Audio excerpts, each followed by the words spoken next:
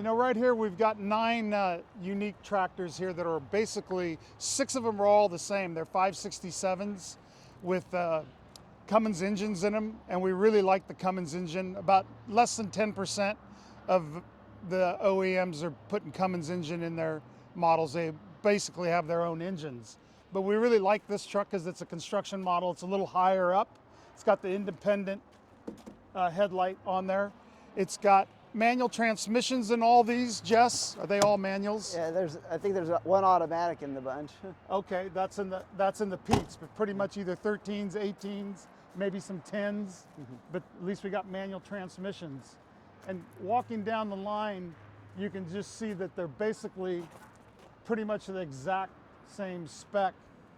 And we really like the Cascadia and the DD13 and 15 down here. It's also set up to haul equipment trailers. You know, Landau's, Trail Kings, Trail Eases, anything with hydraulics. And they're just a really nice spec that's a proven spec.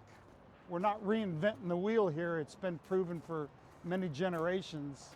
You know, and when you walk around these trucks, so Jess, you know what we need to concentrate on? Here's the things that people just don't realize. We got a split tank. We've got a wet kit to run our hydraulic trailer. We got a strobe light right upside there. This one happens to have a headboard on it. Not all of them have headboards, but they all do have an access package coming out of the cab and a deck plate on there for them. This one happens to have half fenders on it. But you know, and just look at how clean they are. No rust. Again, I'm gonna come back right here to my favorite spot that shows all the sins of rust, and there's no major rust. Just very well thought through trucks. And you add this up, so the main extra you got is you got a wet kit, right? And that's about a good $7,000–8,000, right? You've got a strobe light, which just to buy, and these are the best strobe lights you can buy. They're all sealed and waterproof. You know, that's a $3,000. You've got a split tank for the wet kit that comes from the factory, but if you have to do it after, that's a good $1,500 to $2,000, right? And you have the access package that they all come with from the factory, the handles and everything, and that's about a $1,000 bill if you go to add it after. And the biggest thing, so you add all it up, 8.3. Last time I went to school, that's $1,450, $15,500. There's $15,500 worth of extras, and that's not counting the time to put it on. This is turnkey, ready to go to work. If you're making $1,500 a day, right? 5 times, that's that's $8,000 of work that you're gonna miss in a week.